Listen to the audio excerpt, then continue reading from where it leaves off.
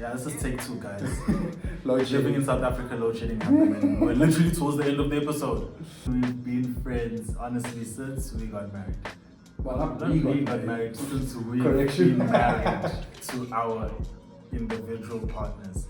Just watching him and, realizing that this dude relies on us for everything, right? So we change his nappies, we feed him, he's vomited on us, he's pooped on us, he's peed on us, he still pees on us. I don't want kids, I'm fine. She was like, I'm on the same page with you, we could. And then 3 months in, and obviously God knew what he was doing. Also, 3-4 months into this parenting thing, you're a really good dad. And I sat there and I thought to myself, a little catch in my sat there and I thought to myself, but the lack of knowledge that I have, and you saying this to me, I was just this like sour, leave me alone, I'm not interested in talking to anyone. My first question usually is, how serious is it? Not that I don't want to talk about it, like what am I setting myself up for? Am I going to defend myself or what? And usually the sad thing is I go for defense, and I've been learning recently that just listen, just keep quiet. Yeah, just listen. You're watching an episode of the Becoming a Man podcast. My name is Mthokozi Sidube, and with me today I have a good friend of mine here, Keegan Kemm. But in Keegan, we've been friends honestly since we got married. Well, not we got married, since we've Correction. been married to our individual partners. We're very close enough. Like it's like a few days after we got married, you guys got married. Literally 4 days after you. 4 days, literally, yeah. So, because I remember we were in Durban. So, for context, Keegan and I, we were part of the same church. The reason why I'm saying we've been friends since we've gotten married to our spouses was we knew each other in church. In church, you know faces, people around, but not necessarily you can say that there's an intentional and actual relationship with that person. So, knew Keegan, knew his wife Natasha, but I remember we were in Durban, and then I just saw a WhatsApp status. I'm like, oh wow, Keegan and Natasha are married. I didn't even know you guys were dating. So it was actually like, what? Oh, and I showed my wife, and it's like, oh wow, that's awesome. And I remember coming back. We came back after our trip in Durban, came back, and then we saw you guys at church, and I think it kind of hit off from there, literally. And now it's like, what, more than 2 years now? Yeah. I think it's in our third year. Yeah, I count anniversaries, and I'm like, okay, if we are dating anniversaries. No, actual anniversaries. Oh, because that's where it was straight after. I'm just speaking of us as like in a friendship. It's straight after. Literally, like a month after, our wedding dates. Yeah. It's like, okay, kind of somewhere they became friends. Yeah. So now it's like, okay, probably in our third year, just like with this friendship, and it's been an awesome one. So thank you for joining me today. 100%. I'm excited to chat through some things. Yeah. Because this journey of being a man can be an interesting one. And the expectation is so high, and the pressures of society are so much, but there's no manual to it. And yet we need to show up, and we need to step up, and we need to be doing the right things, and we need to find pressure to kind of keep up and do what society kind of expects of us, what our families expect of us, what our spouses expect of us, what our kids expect of us. But it's like, man, how do we actually do this? So we're gonna jump straight into it. Firstly, just tell us a bit about yourself, like people who don't know.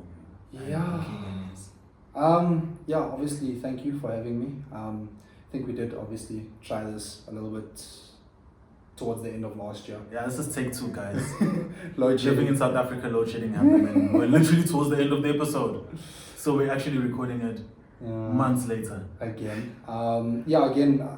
Just who am I? So also like Mto said, go to the same church. We're here every Sunday. We see each other every Sunday.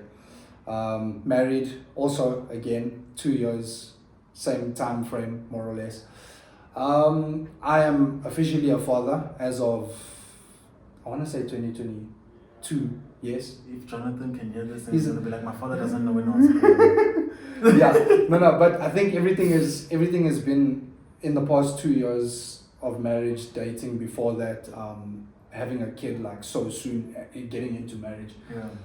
It's all been somewhat of a blur. Yeah. Time passing you by so quickly.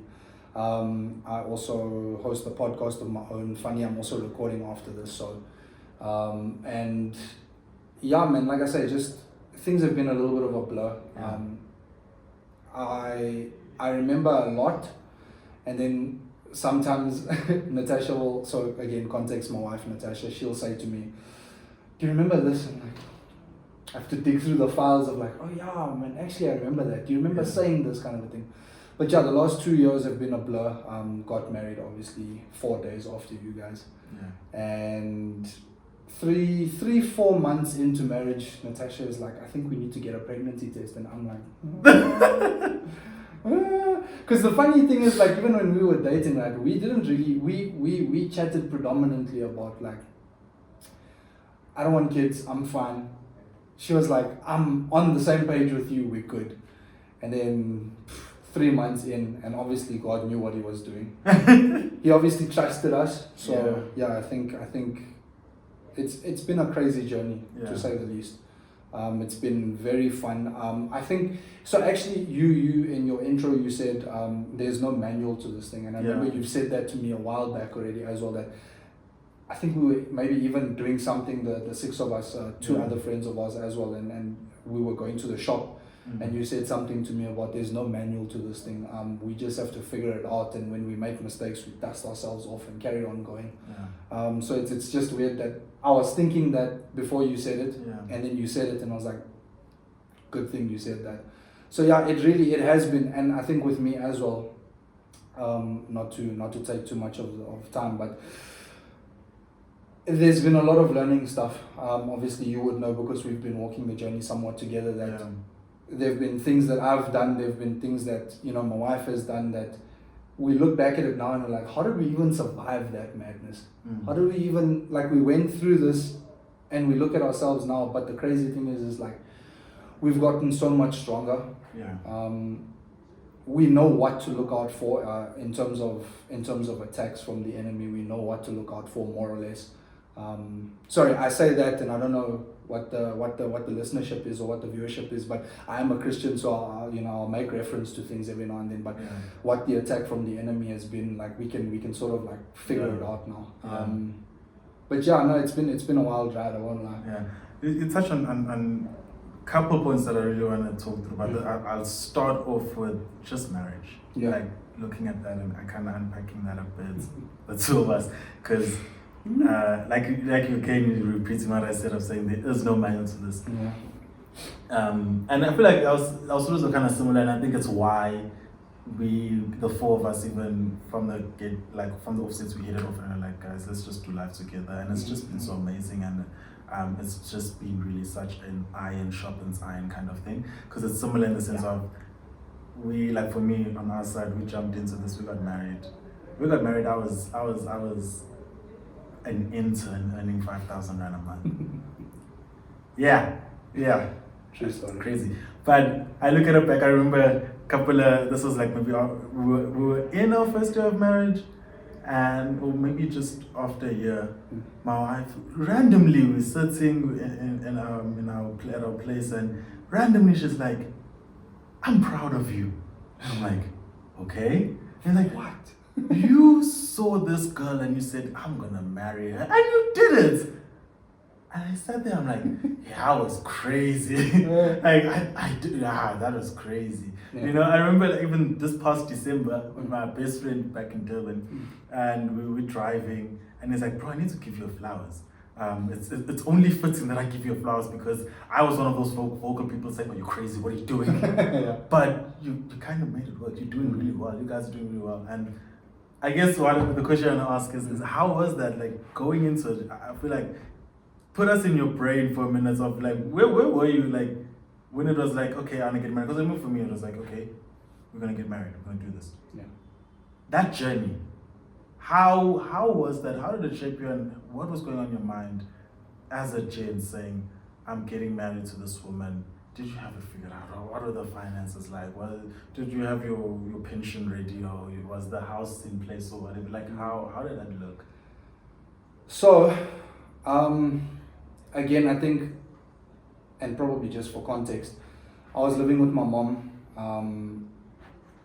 and I think also maybe for a little bit of extra context, so I think I've got some years on you. I'm 32, I'll be 33 in April. You're that old? Yeah, I did. Wow. What did you think I was like 25 or They something? always say black don't crack, but look at yourself, man. White don't. White don't. We need to figure something out for that. You need to White find don't. And so yeah, I'll be 33 in April. For anyone who wants to buy me something. I'm joking. And so I guess what I'm basically trying to say is like there was a little bit of life experience before that. Yeah. I won't perhaps maybe I will, but depending on, I won't perhaps necessarily touch on exact experiences, but definitely things that when I started, so I guess in answering your question, started dating Natasha, I was already in a place where I was like months, maybe even a year or so before that, I had said to myself that the next person I'm dating, I'm marrying. I'm not wasting time. I'm not playing anymore. Not wasting time in the sense of I've been wasting time, but I guess, but that I want to be intentional about it now. I've been indulging in things that I shouldn't, and recognizing my mistakes and all that. And I'd finally given up. When I say I was living with my mom now, that was also a little bit of a rocky relationship where we have a good relationship, but we clashed a lot, and it was just me and her growing up my entire life. My dad had unfortunately passed away when I was 9 months old, so there was no manly figure or anybody there to like sort of guide me or show me anything. So I just seen from my perspective that it was me and my mom all this time. So I guess you could say lots of experience in how to handle a female per se, but I also had a lot of baggage from fighting constantly with my mom, getting into silly little arguments, thinking that I was always right, things like that. So dating Natasha, I had walked into, fair enough, I walked into that with a lot of baggage and a lot of like my own ideals and things that I thought, I know what's going on, I'm right in certain things. And anyway, that's been resolved over the years within the marriage. Certain things I'm still working on, obviously. But yeah, like I think just walking into that, dating her already was stuff that I had to work on, things that I needed to think about. Then in dating, I think maybe to touch on the question that you had about, I guess perhaps how did you know kind of a thing. I had already, like I said, resolved in my mind years, maybe 1 or 2 years before that the next person I'm dating, I'm marrying. So there wasn't a problem with that. That was something that I had been working with for a while. In marriage itself, I always tell people this funny story of how I knew the date and the day. We were busy chatting about it, and I mean between me and her as well, we already knew, like, because I had made it vocal that listen, I'm dating you, but I'm marrying you. You know this, right? I was about to ask you, like, because some females that, or you might come to a relationship and you say, this is what I want. And people, whoa, hold on, hey, let's see where it goes. Yeah. And I'm like, I have a problem with the whole let's see where it goes. But I wanted to ask you that, like, was she on the same page where you came like, hey, I want to get married, bro? Like, was she also like, yeah, I'm not about to? I think she was nervous about when she heard that. There was something about God's grace in that whole thing where every time she felt like, man, I need to get away from this. I'm not like, I don't want to make her seem like a bad person, but she was fairly nervous walking into it. I was her first serious relationship. So yeah, she walked into it, and then when I said these things to her, she was like, I'm going to go pray. Exactly. And so, I mean, but in all of that, like, I mean, I tell this funny story. She was one of those people who she was in her bubble kind of a thing.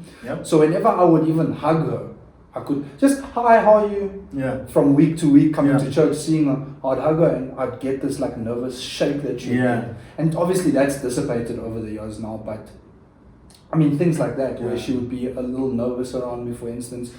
And so, yeah, again, getting back to that question of yours, that when I said these things to her, she sort of walked away from it going like, oh, what do I do now? Kind of thing. And I guess God just kept her there. I see now that, in us just, so I think also what really helped, and I might be jumping timelines here, but we had what we call Christmas back in 2019. Okay, that the live one. Yeah, when we were here. Yeah. And just before that, we were doing all the rehearsals and stuff. So Yeah. I think late November, somewhere there. And I remember sitting down with her, and we were still friends at that time. We hadn't started dating yet, but we were intentional. Yeah. Because we had already had that, like, oh, we like each other kind of Yeah. thing. And I remember coming from the past that I had been in, and just the baggage that I knew I had already. Yeah. I had said to her, I'm not gonna tell you what I want in a female, and I don't want you to tell me what you want in a guy. We're just gonna live it out, let it roll out, and see how things go, because I don't want there to be that pretentiousness between the two of us. Yeah, where, it's not going to live up to what I said I'm looking for. And then I'm going to live up to it for about 6-7 months, and then Amazing. suddenly I stop doing that thing, and you wonder, but Keegan was awesome. That's 6 interesting. months ago. Yeah, so, Yeah. and I don't even know where that came from. I was a mess at the time. So I was living in a really weird space. So where that wisdom came from can only be God. But I think, context, so everything moving forward from there was, I'm going to be myself. Natasha would be Natasha, I would be me, and it played out. Yeah. I think like I said, it just played out, and no manual, no anything. I remember with myself coming into marriage. I think it was also a similar thing. Like I was very straightforward, like asking out. Not even late. Like when I asked out, I was like, "This is what I'm about, bro. Like I'm not play. We'll not see where it goes. Like this is what I'm building towards, and it's what I'm intentional about." Funny enough, on her side, she was also like, "Bro, I'm not about to play games." You know, she had previously come out from a very, very bad relationship. You know, it had affected her also as well. So it was like, I'm not about to just date any guy or just for the sake of it or just for the vibes of it. But I need to, you know, be intentional about who I'm dating. So I was fortunate in the fact that it wasn't met with resistance when I put that up, and it pretty much became a conversation throughout us even dating. We constantly speak of marriage. We'd even plan our wedding, like what would it look like, where would we want to get married. You know, we'd have all these conversations. So it was very, very an intentional thing. But now we engaged, and you know, now we're in it. I think even before that, I remember for me it was we got engaged. Amazing, beautiful. You know, and everyone just blew up, you know, DMs. You know, just, you know, crazy. It was amazing. Natasha actually did come to me. She was like, "Did you see that?" Yeah. Crazy. Next morning, I'm like, okay, it's out there. We're engaged. Now what? Because I think for me, the reality of it also was that there's this thing called lobola. And I'm like, okay, now what? Is this going to be a year engagement? How are we going to do this? Where's the money coming from? It was so, and to keep context, because it was a faith journey, of course. It wasn't. I actually tell some people close to me who like, you know, we've spoken around this and asked questions. Funny enough, months before that, we had actually spoken about this and like, realistically speaking, when do you think you'll be ready? And both of us had agreed would be in the next 3 years. So I'm speaking in that year where we got engaged. We had spoken months before, saying in the next 3 years, it makes sense. And so now, months later, you engage. It's like, okay, what happened to that? So again, to say it was a faith kind of step, trusting God in that.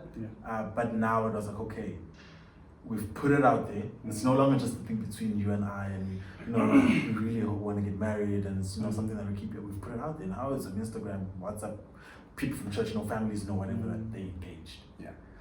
Now it's serious. You know, like our family is expecting sooner or later, rather than later, there's going to be a letter of people wanting to come over. You know, the uncles want to come over to get the negotiations kicked off. You know, so I was like, I don't know what's going to happen. So how was it for you? Like that probably looked different, but now you're engaged, and it's like, okay, we're building towards that. Because I remember for me, there was a lot of anxiousness, a lot of feeling alone. Like I feel like I'm alone in this journey. I feel like I don't really have the support.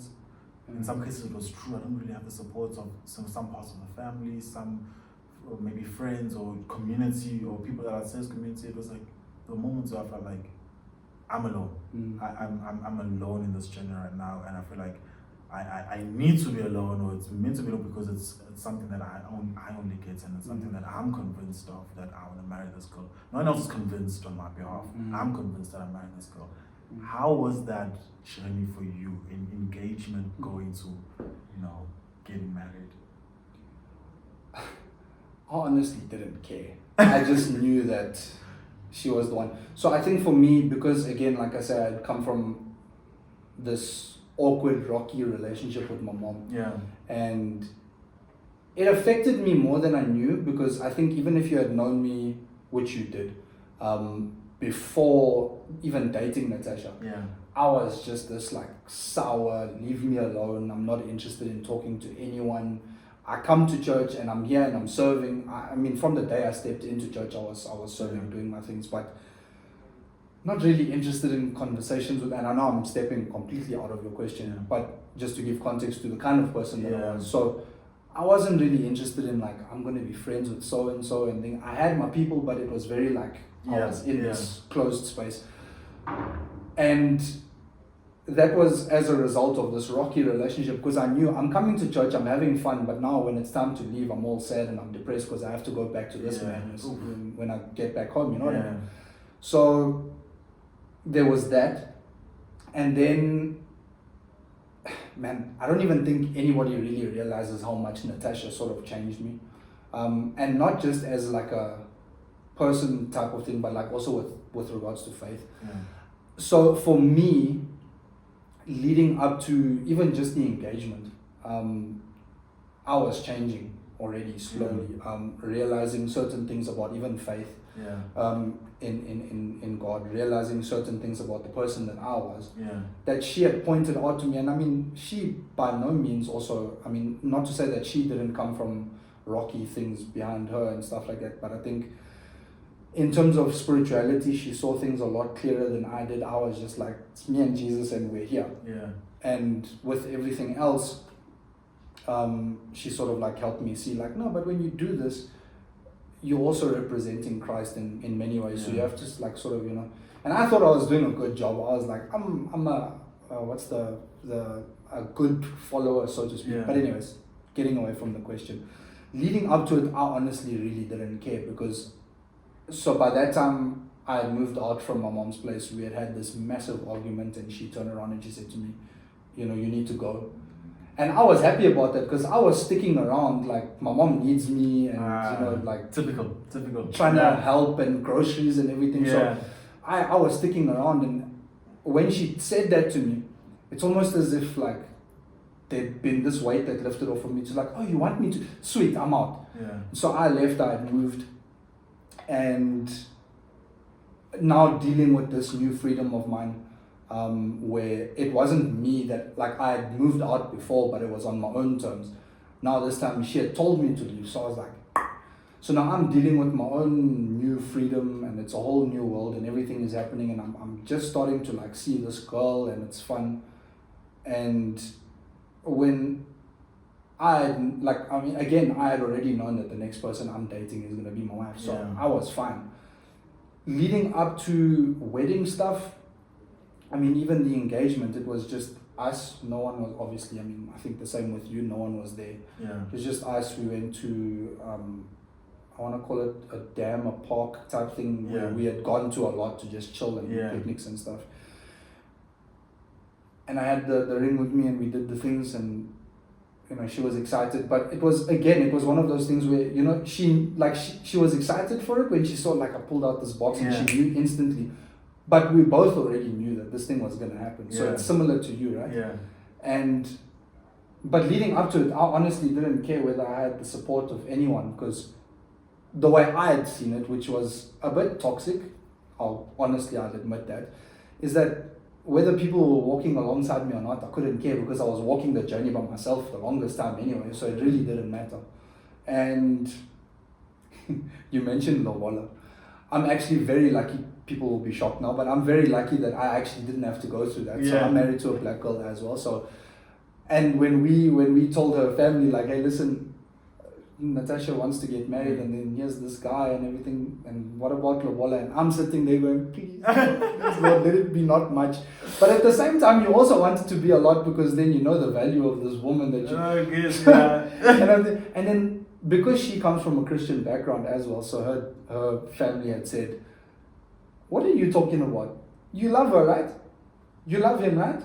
Get married. Come on. You have it. So, but yeah, I think there was and probably in closing, hopefully answered your question, but in closing that part of the question, I think from my side is that it was just incredibly blessed all around. Yeah. That I really didn't care Yeah. who I had the support of.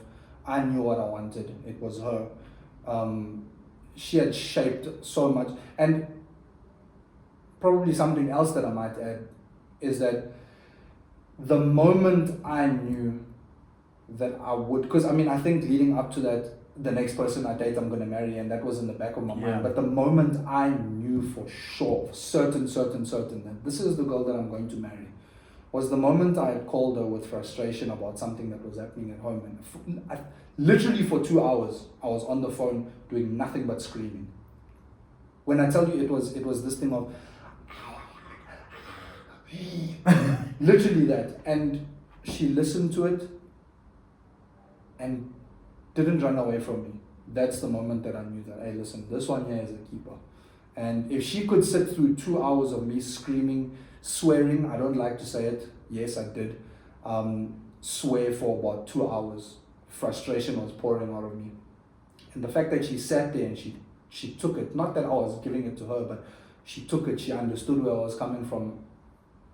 That to me was just like, my mind blew. I sat for about a week and a half after that thinking, this chick is gonna leave me. This chick, like, based off that and that alone, she's dating a madman. So I really didn't care. When I saw that, I knew. You touched on something else as well, the fact that so with me, we were sitting and also planning this thing, and the ring hadn't been produced yet. We knew we were getting married, but we were sitting and planning this thing, and what is the decorations going to look like, funny enough. And we sat and we prayed, like every other conversation. Every day we called each other, we spoke to each other, and we were chatting, and then we had prayed. And in the middle of the prayer, God literally dropped this date in my mind. 20 December 2020. I saw it. And I didn't need any further convincing. I stopped the prayer even, and I said to her, like, but we're getting married on this day. And she was like, okay. And that's the day that we got married. And that was like, I think June, when I prayed that song. So yeah, we knew. Yeah. And we just worked up to that. That's crazy, bro. That's crazy. And I remember, bro. So I remember one of the like, I feel like that's the most key advice I received shortly after getting married. It was from my father-in-law. Yeah. And he basically said, look, one thing you really want to do while not being intentional about is getting friends that you're going to do life with right now in both states. And I think you're speaking from a place of experience that for them maybe the one thing they didn't get right was usually it's that Bonnie and Clyde kind of thing. Like, you and me, we ride till we die, till the wheels fall off, let's go. And it becomes just you and me, and doing this life thing, raise a family, buy a house, do the things, like you and me. And it's like the danger of that, you get to your 40s, 50s, and you realize it's just you and me. We don't have friends. And it's like, have friends, people you're going to do a journey with, people who are going to be there raising your kids alongside you, that you're going to go and chat to, like maybe there's issues, you meet together, you go on holidays together, you do stuff together, and he gave me that advice, and I'm like, that's actually very helpful, and so I remember like again, like getting to know you guys and doing it was like, wow, that's amazing. I remember probably after our second encounter, whatever, going home, and my wife and I were just like, bro, those are the guys. We're doing life with them. Like, those are the guys. We're doing life with them. It's amazing. Like, yes, it has to be. And it was like, and it was so beautiful because it's like, it's not necessarily someone that's very far along or whatever is huge. I'm like, we got married 4 days apart, bro. Like, perfect. Yeah. I don't know how to do this. You don't know either. Let's figure it out together. Let's talk about it. Let's, it was like, let's actually journey through together. And it's just been such a blessing just doing that with you guys. Yeah. And so I'm like, how? I think for me, the mindset and the question I always ask as well is like, how often do you find people who do that? And what was it? Is it a pressure thing? Is it a standard thing? Because I know sometimes it's usually, especially with men, there's this false picture we put on, or this mask of I have it figured out. Yeah. As gents, you know, we have this alpha male attitude, and you just walk around, you know, with our heart in our sleeves and, you know, chest up, and just like, I gotta figure out, I'm the man, you know, I got it. But is it not to our harm? So like, did you ever struggle with that? Like coming into it, was like, did you ever find the need of like, I need to surround myself with men, married men, like men who are gonna walk around this journey with me and help me, preferably married men who are gonna help me with this? Or were you also in that sense of like, I'll figure it out. I've grown this much, like you say, you lost your dad young. Like, I've grown, I think I'm an okay dude. I don't have a male figure around me. I'll be an okay husband, I don't need another husband around me. Was it like that, or was it, nah, I actually need people around me, you know? So, weirdly enough, I know just now, and this might seem like a bit of a contrast to what I said earlier, but I've always been I've always enjoyed the idea of having friends around me. Yeah. Only child, so when I've got friends, I look at them as brothers and sisters as opposed to just them being my friends. Yeah. Maybe that's some kind of insecurity, I don't know, but I guess because of hurts along the way, I decided, you know, I'm going to do this thing on my own. And then that's when, like I said, now Natasha stepped in and said, no, community is good. Let's try this thing. So anyways, there are moments definitely where I think to myself, like, I've got this covered. I can, you know, figure it out. And I think, so with me, what I've been learning, especially in the last 2 years of marriage, is that community is essential. Yeah. I think I just think of conversations you and I have had of things that I've been through with Natasha where, you know, I say to you, man, I think I messed up this time somewhere along the way, or I did something, or even when it's like something that's, I don't know, like things look weird and I'm trying to like, I don't understand what's happening at the moment. I can't pinpoint if it's this or if it's that or if it's me or, and weirdly enough, some of the best advice that I've received was from you when you said, even just now, this past December, where you said, it doesn't matter how much your wife is praying, it doesn't matter how much your wife is doing A, B, and C, but you need to be doing it as the head of your home so that, you know, it falls from there, right? Yeah. But when it comes to community, I think, yeah, definitely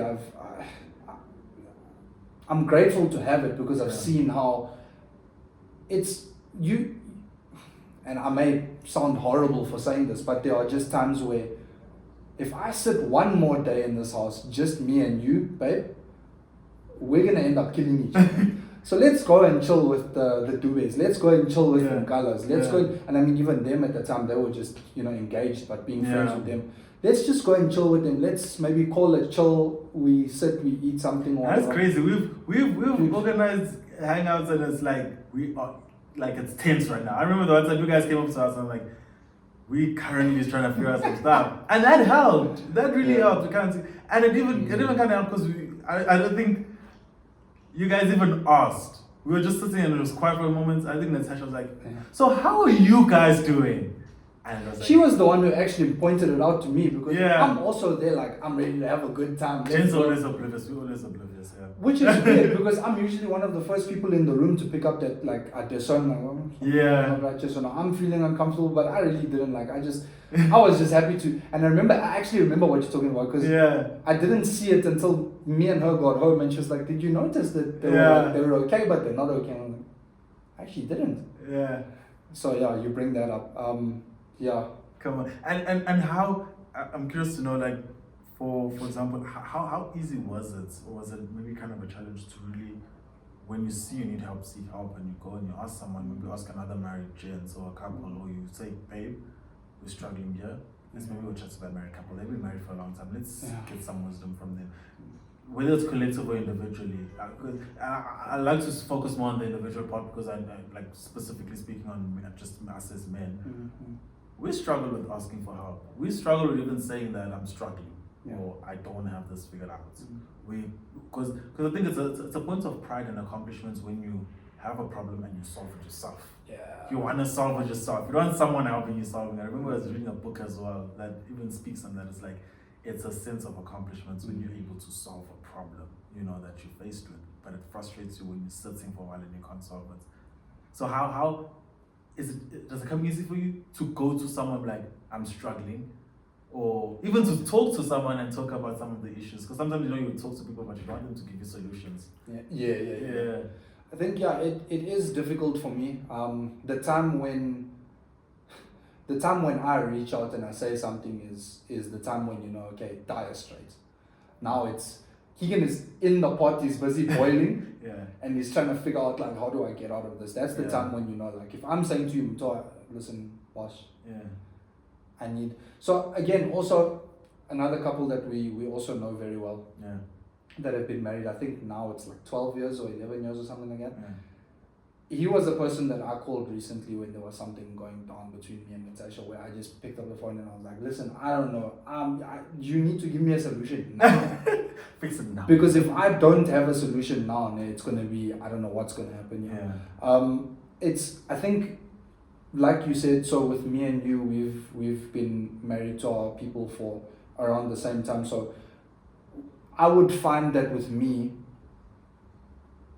the minor things that are happening in between is the stuff where now when we do get together as the four of us or the six of us, Nkala's included, that's where we'll find like we chat and it's relieve some of the pressure and things like that. And then for the other bigger things like yes, I'll speak to you. Yes, I'll speak to Bukosi for instance, but I would now probably feel the need to pick up the phone and go, Ryan, the friend of ours, Ryan, please, Chief, talk to me about this thing. So, but yes, I think to answer the question and just to be blunt and honest, I do find it very difficult. I would like to, there are times where I think to myself, this thing here, it doesn't seem like it would be too difficult for me to figure out. So what's the difficulty? And then until something deeper happens and you realize.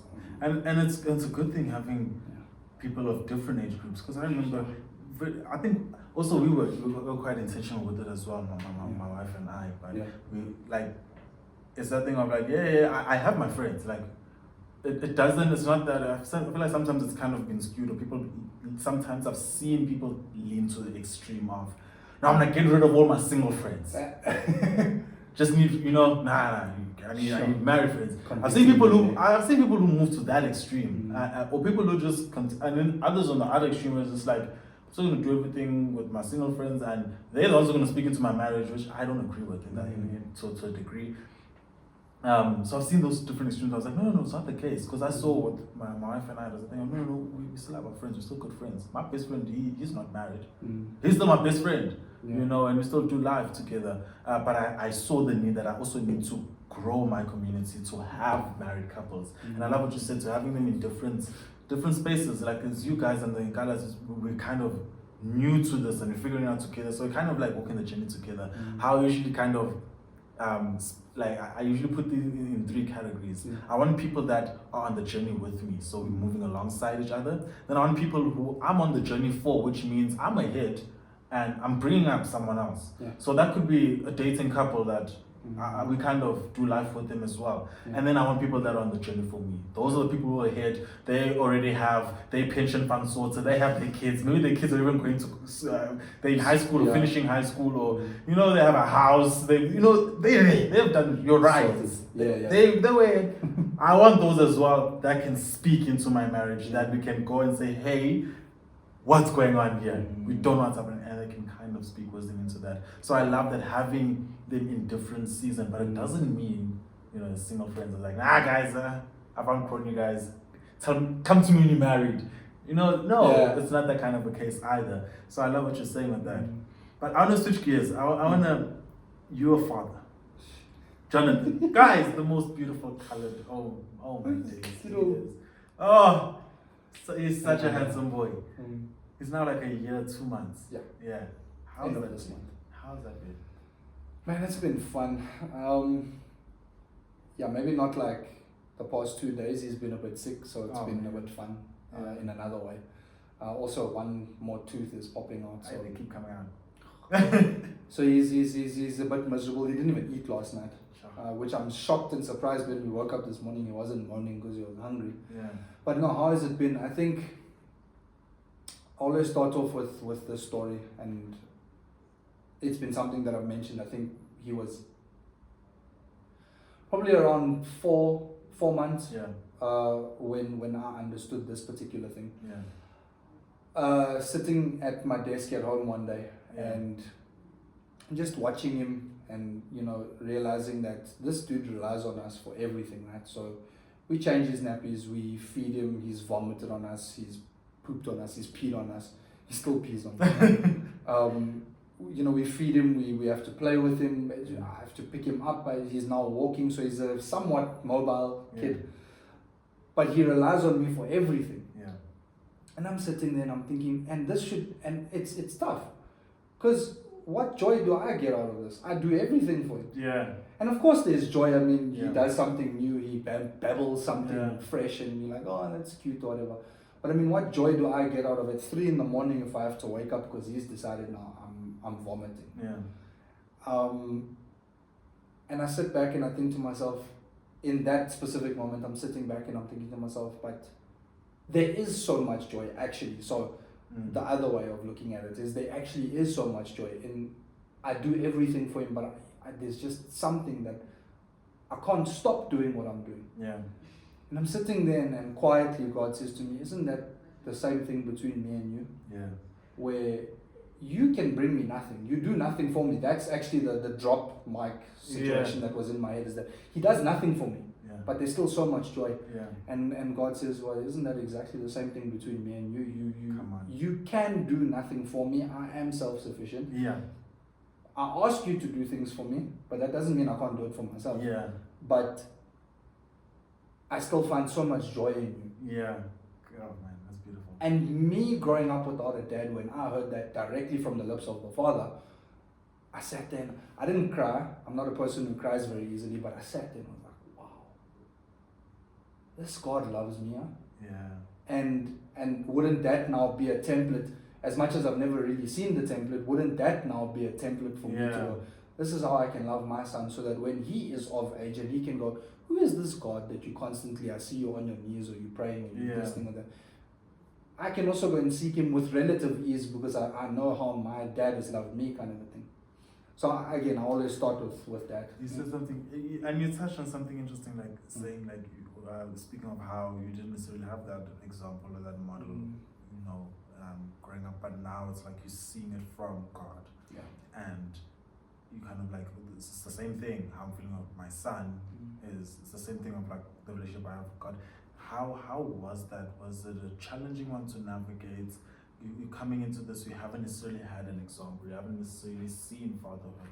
How has that journey been for you? Because it's like, okay, I don't understand maybe for years the love of a father, or seeing, or maybe I didn't even grow up with a father in the household. So how do I even act as a father in the household? I've only seen my mom here at home. I haven't seen my dad at home. So how was that for you, bro?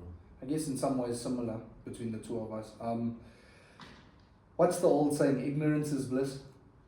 In a way, I mean, yes, ignorance is not always the nicest thing to have, but in this case, I think ignorance has been bliss for me, because what do I do? Yes, I've gotten it wrong probably more than anybody you know. Still getting it wrong. Like, I mean, I think, maybe not to move off topic, but I can be a very impulsive person, I can get frustrated quickly. Yeah. And it's not something that I want to continue with in my life, but I admit it as far as the past has been, that I can get frustrated with someone like. Yeah. And so, having this little person in your life where you don't know how to handle him, you don't know, and then also just in that ignorance, you sit and you look at it and you're like, he'll do something and I'll get so frustrated with him. And then Natasha will say on the side, like, but is that really what you, like later on, like after this frustration is surpassed and all that, is that really what you would like for him to learn? That gets frustrated with the tiniest of things. So now he becomes reserved and then the cycle continues, kind of similar, that kind of thing. And you end up walking eggshells and you're just like, Exactly. I know, oh, my dad does this. Yeah. And then the smile dissipates, and Eish. I mean that smile that you talk about, right? That Now they're walking on cute eggshells. now that when I walk into the room, and then now Into next the room, I was like, I walk into the room, it's like, no, Dad's here. I don't want that to be the thing for him. Yeah. Right? And so I've had to learn tons of patience. I've had to learn, and still going through it. Yes, there are rough days. Yes, there are.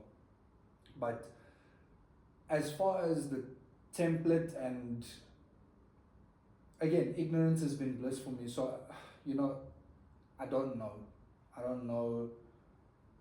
From one day to the next, I'm just trying my best. yeah. And similar thing to like with you, where your wife has said to you, I don't know how many months you said it was, but a couple months into marriage, like, I'm proud of you. You did this and you did that. I think for me, not having someone to reassure me growing up, you're doing well. I mean, even my mom wouldn't do that with me. You're doing well. Yeah. I would tell her about new ventures and she'd go, okay. And then I'm left like figuring out this by myself. But not having somebody do that with me, now me having to learn, I think that as well. But anyways, the point that I'm trying to make is Natasha also once said to me, also 3-4 months into this parenting thing, you're a really good dad. And I sat there and I thought to myself, oh, a little catch in my throat. Sat there and I thought to myself, but the lack of knowledge that I have, and you saying this to me, the only thing that I can think is that this is from God. Him telling me blow by blow, moment by moment, like, do this, try that. And yes, as per the last question, I can be really stubborn. So you might say something to me, and then I'm the one who's going to want to go and test how hot the water is first. And then, okay, it's hot, I won't play. But yeah, it's been one of those things where, man, from one day to the next, I'm doing also, I think, what comes naturally at times. Something will just pop into my mind and I'll go, let's do this. And Natasha goes, no, why don't we try this? And I'm like, let's try this quickly and see. And sometimes it fails, but she'll say to me, sometimes she'll say to me, but that thing that you said, and I did it, and even when you were like, maybe you went to work or something like that, and I tried it independently and it also worked. And then I tried my thing and it didn't work as well.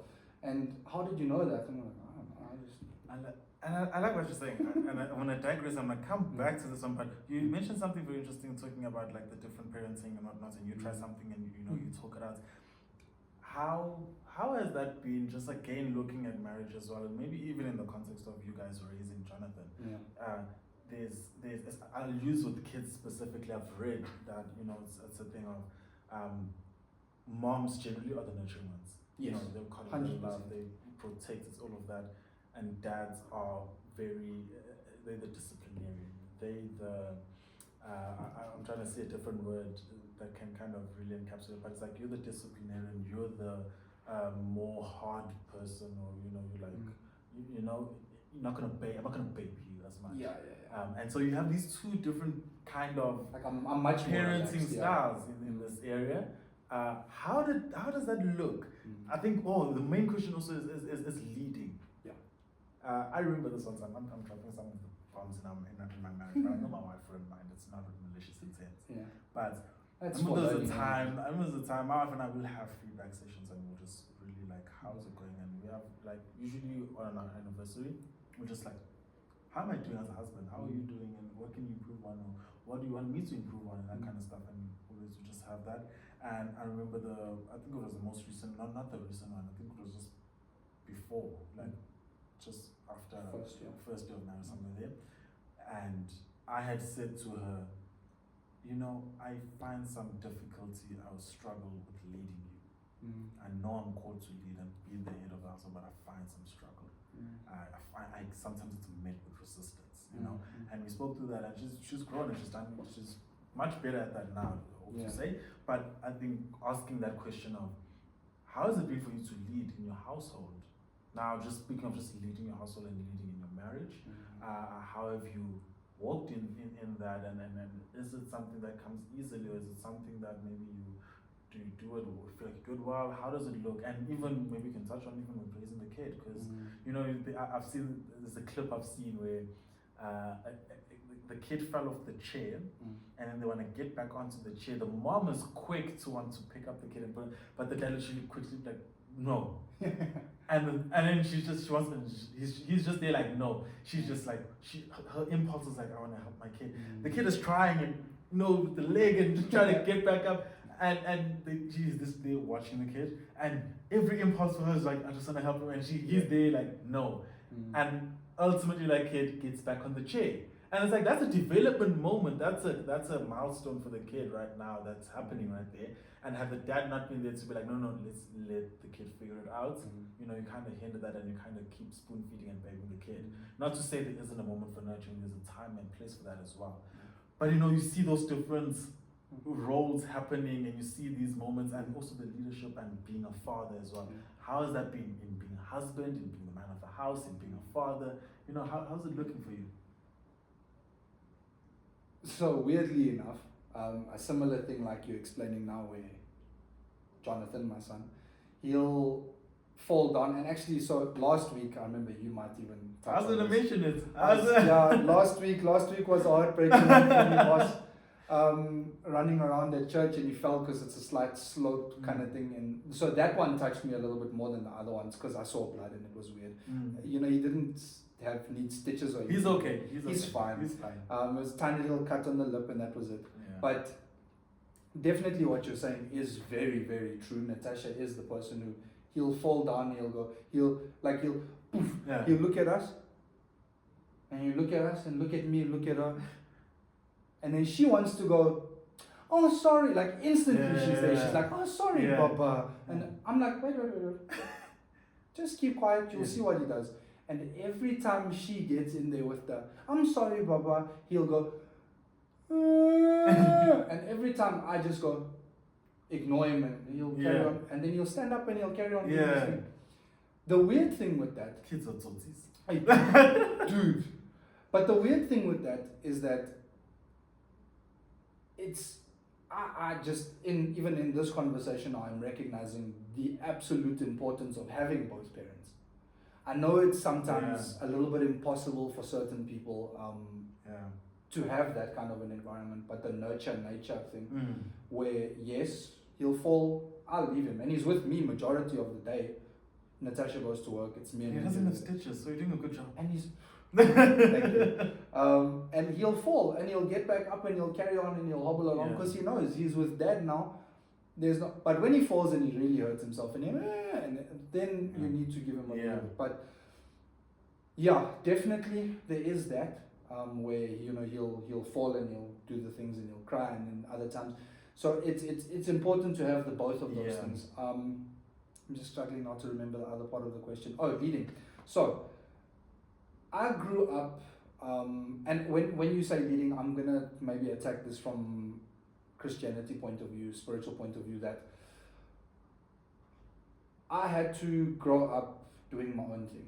So reading the word, praying on my own. My mom Catholic, but I stepped outside of that, having met Christ in a setting completely different. So I had to sort of like learn all those things by myself.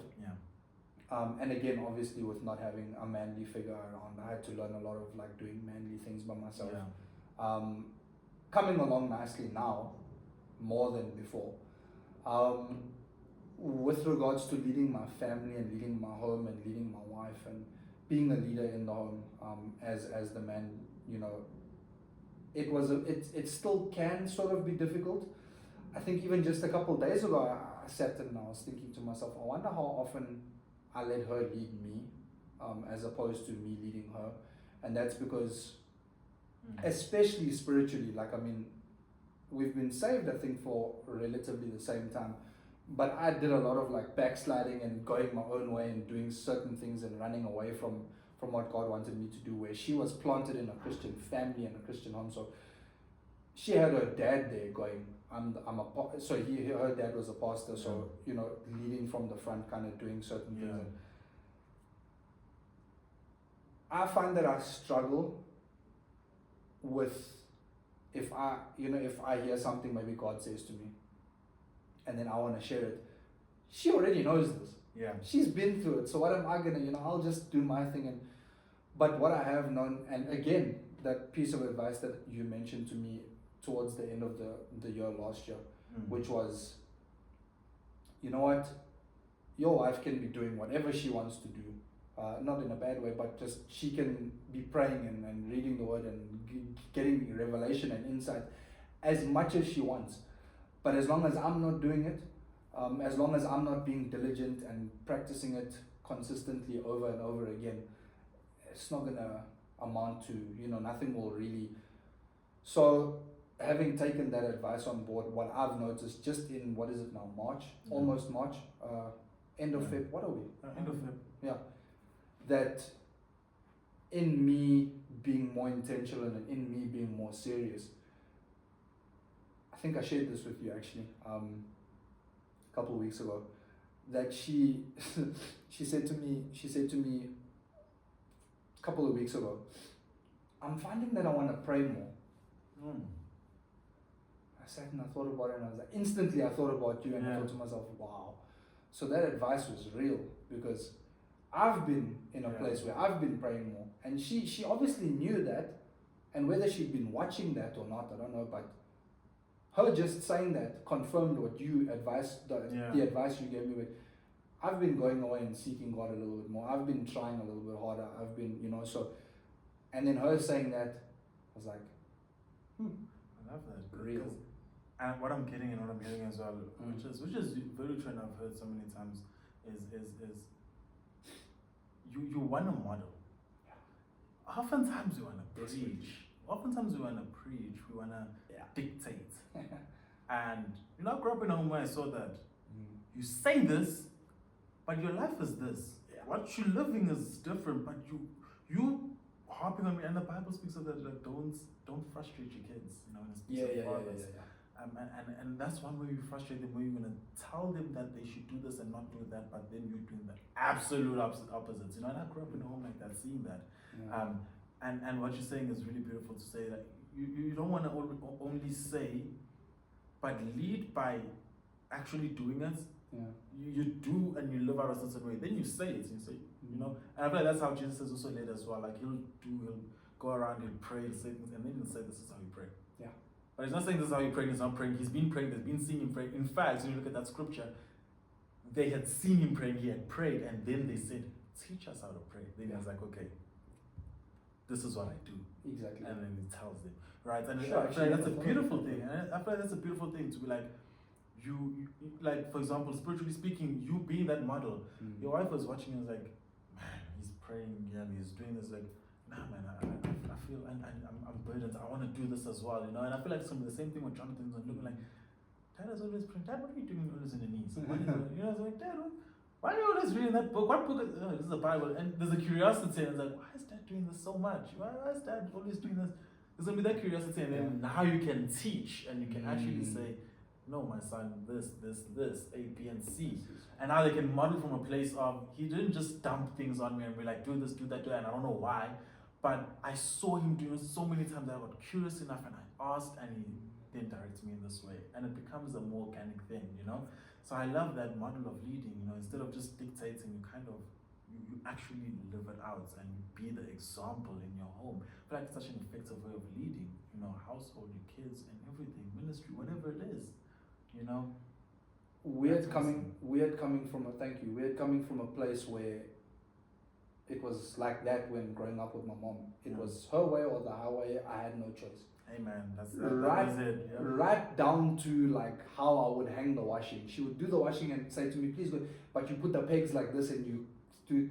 Man, funny enough, similar. And I'm like, can I not also have just a little bit of freedom to like do it like this if I want to do it like that? But anyways, besides that, what I'm trying to say is, having seen a woman lead me for so long, I had no choice. And then I turn around thinking that it's good for me to go to now my new wife and say, this is how we do things. She set you straight. And Natasha, one day she turned around, she just looked at me, she said to me, I'm not your mom, right? And she was saying it from a place of love, but it hit me to say that, okay, I see that. I see that I had grown up resenting this kind of thing. and now I'm doing it. How That's did I beautiful, become this? bro? I remember. So I've also had like some issues with my dad, and our relationship has always been rocky. It's just And I remember at some points it got us to points where I was going through the most. And my best friend's mom, I was talking about it and kind of unpacking this, like what I'm going through. And she said something that has stuck, and I always remember that, and it's something I always share with people as well who are they find themselves in a similar situation. And it's basically with regards to unforgiveness, which is whatever you hate, whatever that is like something like you despise, you don't want this, you hate it. If it stays there, I hate this thing, and you don't want to be that. You're like, I'll never do that, or I'll never be that, because you despise it so much. If it stays at a place of resenting and hating, and it never goes past to a place of forgiveness and extending grace to say, I hate that, I don't want that, but you know what, I extend grace that you did that to me, or that is what you model, and that's what I've seen from you. If you never get to a place of forgiving and letting go and extending grace to that other person, unfortunately, you're going to repeat that very thing. It might be in a way you may not see, it might not be in the exact same way you repeat it, but you're going to repeat it in a different way. You know, and I saw that when she said it was such a light bulb, and I was like, I detect no lies in what you're saying, because I looked at my dad and I'm like, my dad is the product of what he grew up hating. He didn't have a great relationship with his dad. I remember at home where he would constantly say like, I will never be like Udube. You know, so as it's that thing of like the patriarch, we call them by their last name, you know, but not to their face, but it's like that's how they address it, you know, their last name. Like even now, my grandfather's late, but with my dad, whenever I address him by his last name, like most of the time. It's like that respect thing. So it's like he'd always be like, I won't be like Udube, I'll never be like And sadly enough, I look at it now and it's like he is not only resemblance, like, you know, when you say a person's a spitting image of, but he is in character. He is what he has resented for so many years of his life. And why? Because he harbored that bitterness and unforgiveness. So like what you're saying is like, you know, the thing you resented, you look now and you're like, oh shucks, now I'm that, you know. And I think it's that thing of like, you need to get past the resentment and hating and actually forgive, so that you don't then repeat that. You know, I've had to walk that journey. Like I need to get past the resenting and the things I didn't like about my father, and forgive him and extend grace to say, you know what, you fell short here. You couldn't meet. You couldn't meet this expectation that I had of you as a father. But I'm going to forgive you, because if I don't, I'm going to be that for my child. You know. So that's really awesome. That's really awesome. Something that popped up into my mind when you were busy saying that is that resentment is actually fixation. All I'm doing is I'm fixating on the thing that I don't want to be. And you know from experience that when you fixate on something, if you study a specific thing for 3 years, you go into that field. What you give attention. So the thing that you feed is the thing you're going to end up allowing to live, and the thing you don't feed is going to die. So I think not feeding the resentment, figuring out, man, I don't want to be like this. How do I do something different? Forget about that thing, like you said. I think, and probably one of the best ways to forget about something is to forgive it. I mean, you may not always say forever forget the thing, but forgiving it is that first step. Well, another great man now, I was actually listening to Mahlatsi, he was there. I was in Cape Town 2 weeks ago, and you actually got to meet him. Yeah, I got to meet amazing dude. Dude. Yeah, amazing dude. So he was preaching there in Cape Town, and he then spoke around forgiveness, and I love what he said. He said, and I 100% agree. It's like forgiveness. I like to think the synonym to forgiveness. I may be wrong, but from where I'm looking at it and from what he had said, a synonym to forgiveness would be what is it? It's called. I'm forgetting the word now. Diplomatic, being diplomatic, and diplomacy. Yes. Yeah. And so Okay. He was just speaking and saying like, forgiveness doesn't mean you are not gonna be responsible. It doesn't negate responsibility. It doesn't take away punishment. Forgiveness doesn't mean we reconcile. Forgiveness doesn't mean I forget. Forgiveness doesn't mean restoration. Forgiveness means I can have an interaction with you, and I'm not going to look at you through the lens of what you've done. Forgiveness is saying I can look at you impartial to what you had done. That's forgiveness. doesn't mean there's restoration in our relationship. It doesn't mean I trust you again. Especially not instantly. Right? It doesn't, yeah, we can work towards that. Doesn't mean I trust you. We can work towards that, but it doesn't mean if I forgive you, I trust you. It's not, forgiveness doesn't equal trusting. Forgiveness doesn't equal restoration. It doesn't equal reconciliation. We may not even come back together. Maybe I forgive you, but we're not going to have a relationship anymore. Right? Sure. But there's forgiveness, you know, and I think, and that's what the Bible always talks about, is having the forgiveness. If you can reconcile.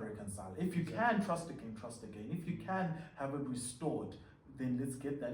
If you can bypass responsibility, okay, then we can do that. But it doesn't mean for there to be forgiveness, these other things must also be there. And I found that so profound. And you know, you saying that, and it just comes into my mind that, and how important for men to learn that. Yeah. Because I think men don't necessarily realize the kind of stuff that they carry. Not bad things, I'm talking like the kind of responsibility that we have. Like, so if we're going to be married, we're going to be leading families, we're going to be leading homes, we're going to be... And the weight that comes with that, if I'm going to be walking around with the weight of unforgiveness on my head and resentment and bitterness and all this thing, now I'm heavier than what I could be. Yeah.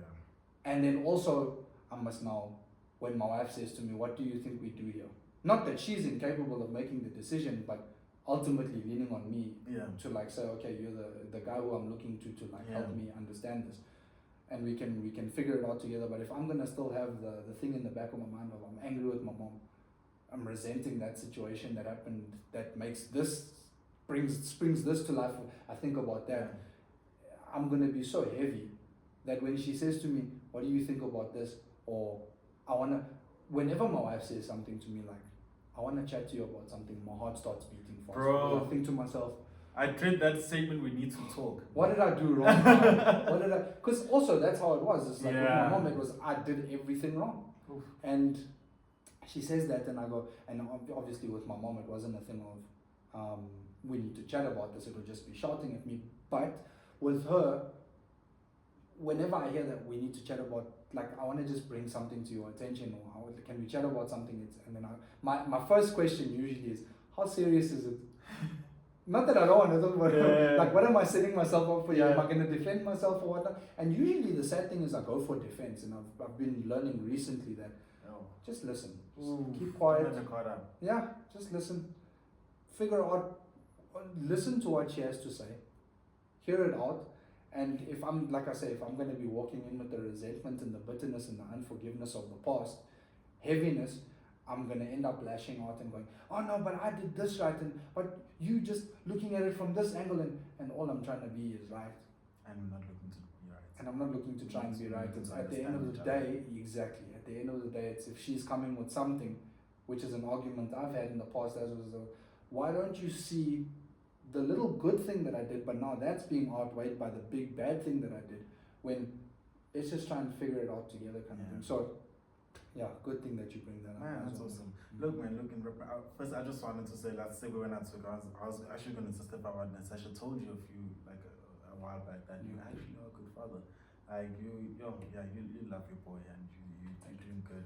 I said I was going to touch on it that last week Sunday. I was like, I feel like I'm more of the hectic one. I need to kind of, I need to develop some level of nurturing. I think it's there, but I need to grow. I think it'll develop. It'll come naturally. It'll come naturally. But it's that thing, because I always say I practically raised my sister, and because I looked after her, babysitters, all of that stuff, you know. And so I remember like that last Sunday, because Jonathan Feld was in front of me, like I watched him, and it was one of those, you know, when you see something about to happen, you're like, this is gonna happen, and then it happens, and it happens in stages, and you see it happen. It was literally that. So I looked at him. I'm seeing the slope, and he goes down, and he's moving fast because he's just like, oh, those steps. I look at him, and as I predicted, poof, on the knees, and literally it was like he fell in stages, like knees. And the face went in back. And I'm like, oh, but then the one thing, because it was like two other people with me here, I was just watching. So I'm that one, like, I'm just gonna watch. So it's like, the person next to me goes, I'm like, why? Why did you do that? Just play it cool. Yeah. So he heard that, they just started crying. Jumped on the back. and we get them like, oh, okay, bro, blood, okay, sort him out, it's fine. And then I remember he was just like, I'm so pissed. I literally had to be like, bro, like, he's okay. Yeah, He's growing up. He's Yeah. okay. It is.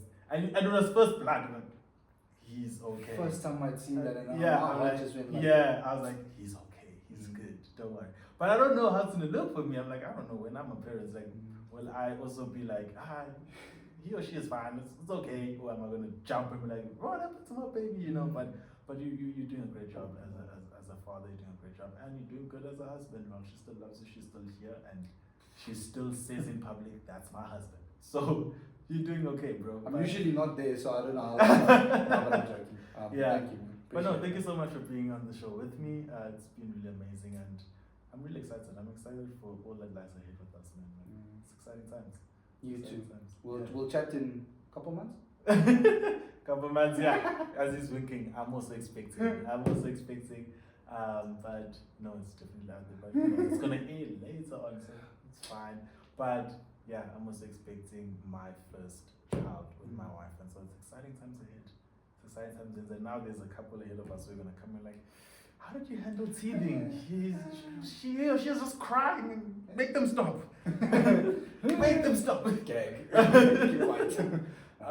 But yeah, it's exciting times ahead. But thanks for being on the show, man. Thank you, man. Thank you for all the advice over the years.